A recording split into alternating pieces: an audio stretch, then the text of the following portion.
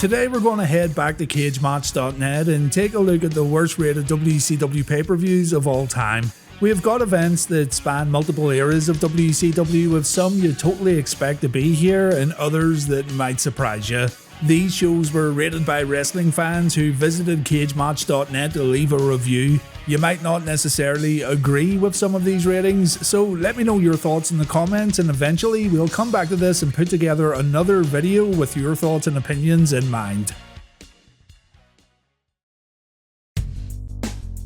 At number 10, we have WCW Superbrawl 2000, held in the famous Cow Palace in San Francisco on the 20th of February. What a lot of folks brought up about this show is the fact that WCW's mid-card roster had been completely decimated thanks to guys like the Radicals leaving for WWF, and what WCW was left with was a mid-card filled with stars from the past and new guys that hadn't been given enough adequate time on weekly television. WCW crammed 11 matches into a 3-hour show, so the first half of Superbrawl 2000 has bouts that only last for around 5 minutes or under. You've got some pretty bad stuff here, including Booker versus Big T, Tank Abbott pulling a knife on Big Al, The Wall versus the Kiss Demon. That was the match that was billed as a main event due to contractual obligations to the Kiss band, yet it played out in the middle of the card and the Demon got squashed. You've also got Brian Knobbs versus Bam Bam Bigelow. Yeah, it's not good, not good at all. You can get something out of Ric Flair versus Terry Funk, but there's not much point in watching that one either, seeing as you can go back and watch their previous classics instead. The show's headlined with a World Heavyweight Championship 3-way dance, Sid Vicious versus Scott Hall versus Jeff Jarrett, and the audience just doesn't care. By the looks of things, neither did Roddy Piper, who made his 100th WCW return at the end of the show.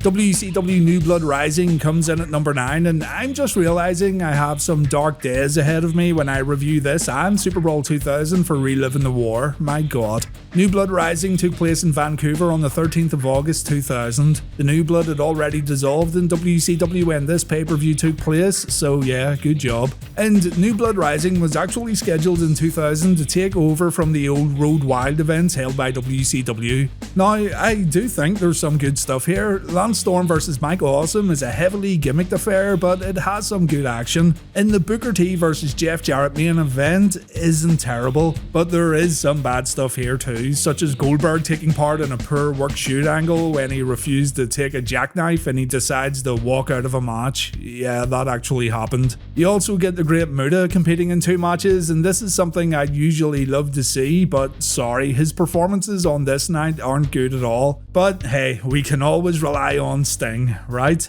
Well, Sting's match against the Kiss Demon ends in under a minute. Imagine paying money to see the icon of WCW and you get treated to a 53-second Sting vs Demon match. Absolutely terrible.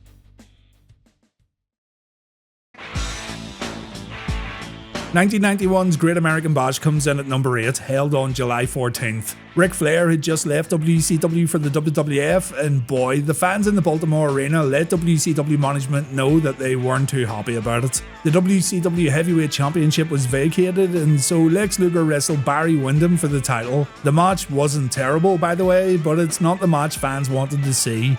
This title match did not headline the Great American Bash though. Missy Hyatt and Rick Steiner teamed up to take on Arn Anderson and Paul E. Dangerously inside a steel cage. Yes, that was the main event of this annual WCW pay-per-view, and it was terrible. There's a scaffold match featuring Bobby Eaton and PN News taking on Steve Austin and Terry Taylor. That one could have been interesting, but it wasn't. What you get here are 4 guys absolutely terrified of falling off the scaffold, and justifiably so, may I add. So they have this match while exercising a serious amount of caution, which doesn't equal a good wrestling bout in my opinion. What else? There's Elegante versus the One Man Gang if you need to take a nap in the middle of the show. Big Josh versus Black Blood or Billy Jack Haynes. It's brutal stuff, absolutely brutal. The Sting versus Nikita Koloff Russian chain match isn't terrible though, so that's something you can watch. And even though fans in attendance didn't think much of Luger versus Windham, I think it's still worth watching, especially if you're into the history of the World Championship.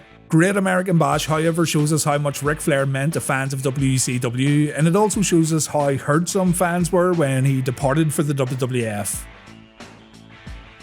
WCW Uncensored pay-per-views have always been notoriously bad. Uncensored 2000 is no exception. Uncensored 2000, taking place in Miami, Florida on the 19th of March, features the much beloved Yavapai strap match, and still to this day nobody knows what Yavapai is. There's a Yavapai tribe in Arizona, but Yavapai, I have no idea. The promos leading up to this main event were absolute gold for all the wrong reasons, but the match itself features Hulk Hogan forgetting the rules towards the end of the bout, and he not only pins Ric Flair, but he also touches all four corners as you normally would in a strap match. So effectively, Hulk Hogan beat Ric Flair twice in one match, brother. It's crazy to think that Flair vs Hogan was once the ultimate dream match back in the 80s and early 90s. They had so many matches in WCW, and to be fair, they usually did do big business, but the ship had sailed by the time Uncensored 2000 came along, and the sheer unintentional comedy of the Yavapai strap match just makes it all the more brutal. There's a serious reliance on stars of the past in this event, and not a single match delivered. Dustin Rhodes vs Terry Funk, Sting vs Lex Luger, Sid Vicious vs Jeff Jarrett, and the aforementioned Hogan vs Flair match are all bad, and the undercard feels like a typical episode of Nitro. Keep in mind that Nitro was also in a bad place around this time period. Unfortunately, this isn't the last Uncensored event in our video today.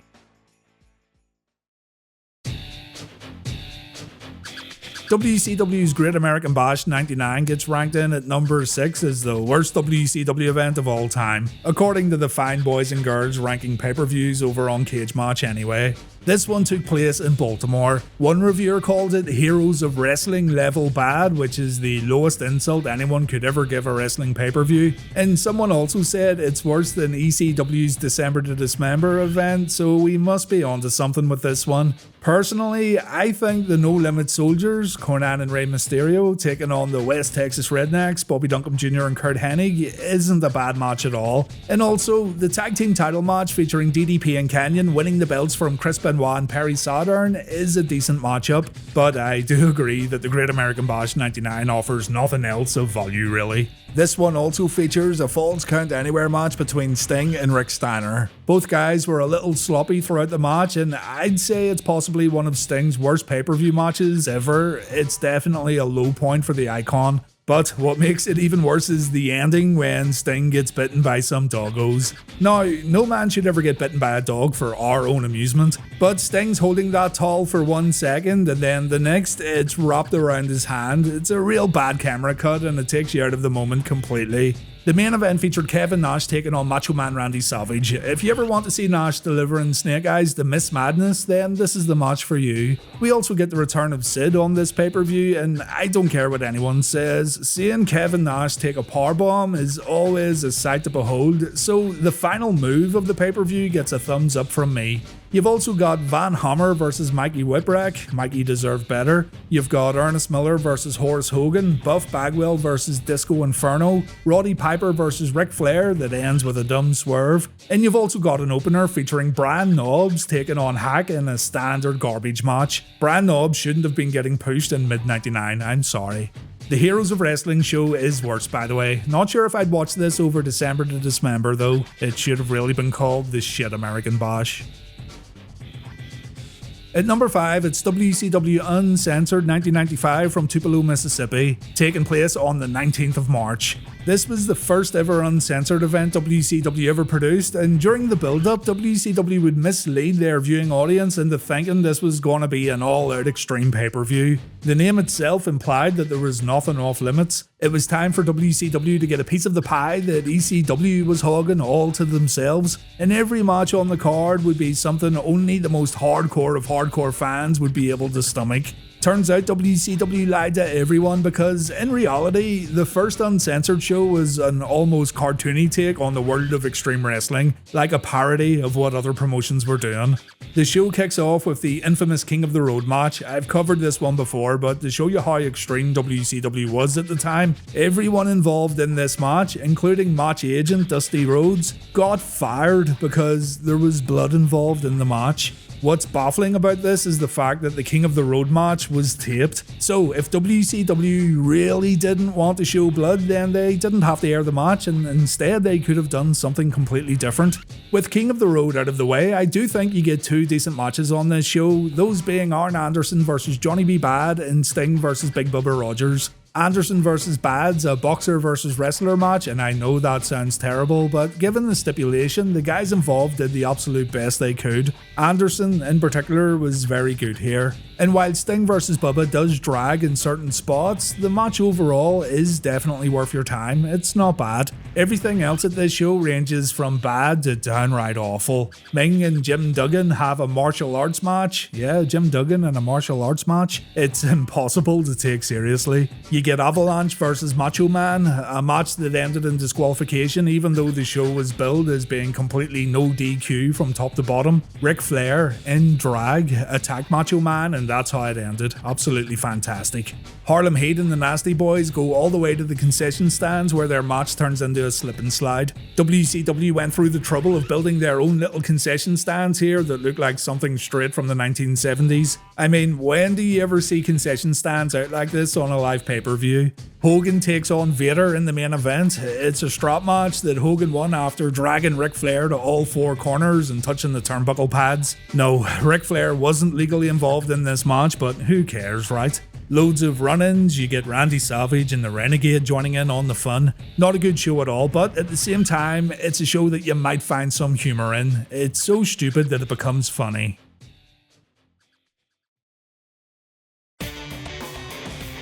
WCW Halloween Havoc 2000 is the only Halloween Havoc event featured in our video today. This one took place in Las Vegas, Nevada on the 29th of October. The MGM Grand has held some classic events, but the whole arena needed fumigated after Halloween Havoc 2000. Again, it's 11 matches crammed into one pay-per-view. It's so hard to watch this event in just one sitting because it begins to drag on after the first 20 minutes or so, and you just feel you could have been spending your time in a much more productive manner. Now, to give credit, I enjoyed the opening match, the Filthy Animals versus Natural Born Thrillers versus Boogie Nights. Mike Awesome versus Vampiro's also worth watching just to see the Awesome Bomb from the top rope. I just showed you it now, so you don't need to watch it. Booker T versus Scott Steiner's a solid enough title match, but the rest of the event is absolute dog shit. I got some bad flashbacks while recording this footage. There's a First Blood DNA match between Buff Bagwell and David Flair. David wanted to prove that Buff Bagwell was the father of Stacy Keibler's unborn child. So David had to bust Bagwell open, gain a sample, and bring it to some doctors he brought along to the pay-per-view. I am not making this up. David couldn't get the job done, but Lex Luger turned on Bagwell because WCW, and David got that sample that he needed. Absolutely wild. Following this, Mike Sanders took on Ernest Miller in a 3-round kickboxing match. The winner of this bout would become commissioner of WCW, but the match is just about as entertaining as it sounds. In the show, strangely headlined with a 2-on-1 elimination match, Goldberg versus Chronic. This main event goes just over 3.5 minutes, and it's pretty much a squash match. Goldberg wins, Chronic deserved better. The show fades out, and you just feel like you've wasted an afternoon when all's said and done. It's the final Halloween Havoc show WCW ever produced. These events were always kind of special thanks to the overall theme and style, but it's a terrible shame that Halloween Havoc went out on a bad note. You can really sense that something was terribly, terribly wrong with WCW around this time period.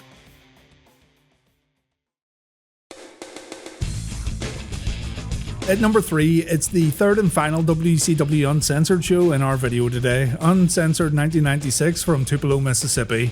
This one took place on the 24th of March. It's a show I already covered on the channel, and it's the main event of Uncensored 96 that's made the event so notoriously bad. Yes, it's the Doomsday Cage match, the Mega Powers consisting of Hulk Hogan and Randy Savage defeating Arn Anderson and Ric Flair, and Lex Luger, and Kevin Sullivan, and Ming, and the Barbarian, and Zeus or Z-Man, and the Ultimate Solution. I said this before, but the Doomsday Cage structure looked good because it looked different. There's something about these giant setups that always draws my attention, but the bell had to ring and the match had to take place. Hogan and Savage defeating 8 guys sounds like a bad joke without the Doomsday Cage even being involved. But add in that cage with multiple levels, sprinkle in some bad TV production, give the fans at home no real idea of how this match is supposed to work until minutes before bell time, and have competitors in the match who forget the rules as the match progresses. Yeah, you have an absolute bona fide disaster. A disaster that WCW wanted fans to pay for.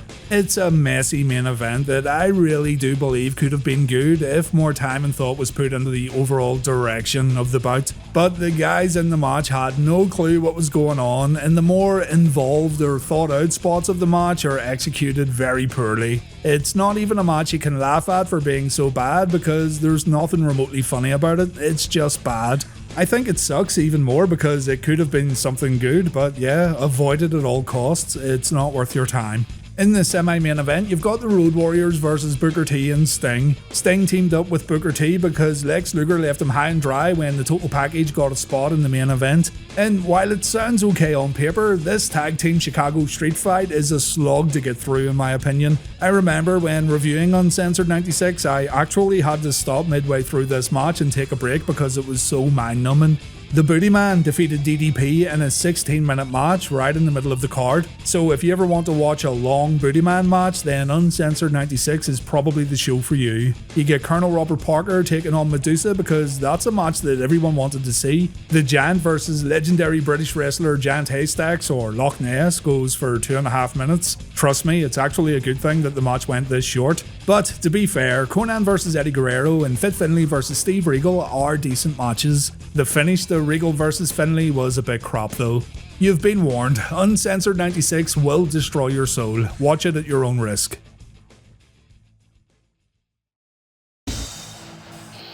The second worst WCW pay-per-view of all time, according to fans voting on cagematch.net, is the 2000 Great American Bash, held again in Baltimore, Maryland. This event took place on the 11th of June 2000, and even looking at the match card without looking at the pay-per-view, there's nothing here that would have made fans eager to watch. The match bookings are either very dull or they're matches you've seen before. Vampiro versus Sting, Jeff Jarrett versus Kevin Nash, G.I. Bro versus Sean Stasiak, Chavo Guerrero versus Disco Inferno. Again, just looking at this card and watching footage again for the sake of this video gives me a stark reminder that I need to review some of these shows for reliving the war, and I'm going to end up on the drink or something. I need to be in some kind of altered state to get through these upcoming monstrosities.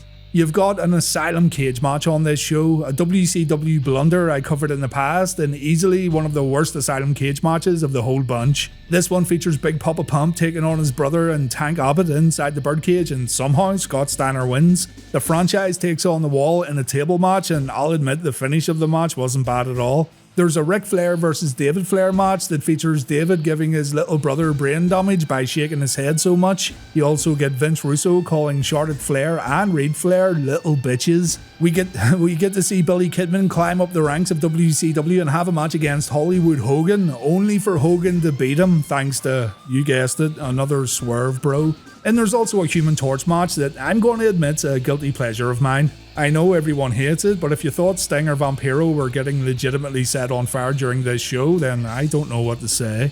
Our main event features Kevin Nash and Jeff Jarrett stinking the joint up for over 15 minutes. We get run-ins from everyone, and it ends with Goldberg turning heel and joining Vince Russo and Eric Bischoff just to send the fans home happy. I can think of many things I'd rather do than watch the Great American Bash 2000. It's seriously overbooked. You can tell it's a Vince Russo production right from the get-go.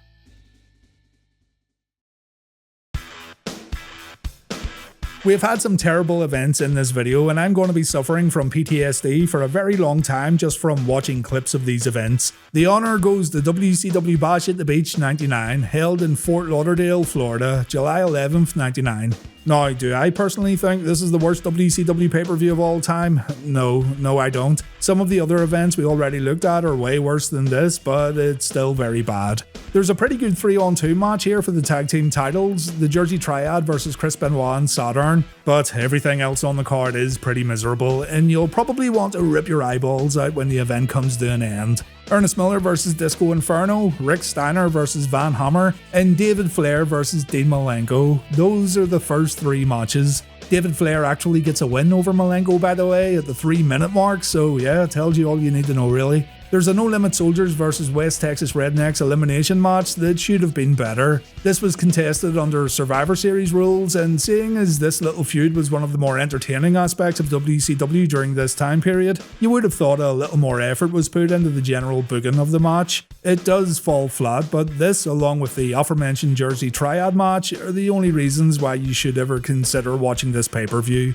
The Junkyard Hardcore Invitational match is a complete mess and it's difficult to watch on TV. It's absolutely mindless and it's filmed in such a way that trying to follow anything that's going on is just pointless. There's a Buff Bagwell and Roddy Piper boxing match that's refereed by Mills Lane. It makes the Johnny B. Bad vs Arn Anderson wrestler vs boxer match look like Steamboat vs Savage. In the main event's a tag team match that also has the world title on the line. Yeah, it makes sense, doesn't it? It's one of those whoever gets the pinfall wins the belt kind of deals, and Randy Savage ends up leaving Fort Lauderdale as the new world champion.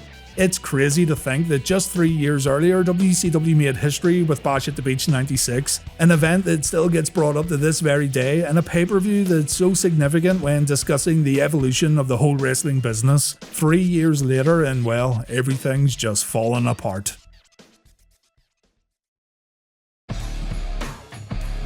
Let me know your thoughts in the comments section. There are more bad WCW pay-per-views out there, I know. Maybe you enjoyed some of the matches in today's video and you got something out of those matches that others didn't. Or maybe you were a die-hard WCW fan who just thought the company could do no wrong. Whatever the case, let me know, and one day I'll do this again and use feedback gained from you guys to put together another upload. Cage match rankings can be a little flaky sometimes and the sample pool isn't as big as I'd like it to be. So this is something we can always come back to and see what other events deserve to get ripped apart. As always though, thank you very much for watching and I'll see you in the next Wrestling Bios video. Take care.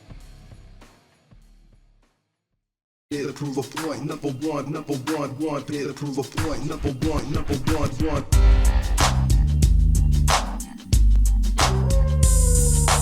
Fourth pack is back, cause I'm mass destruction. Guess who's here? The bad boys of wrestling. Testing competition, win award, that's the mission. Not no mercy, see the ring start the street. If you don't know, you better find out the wolf pack.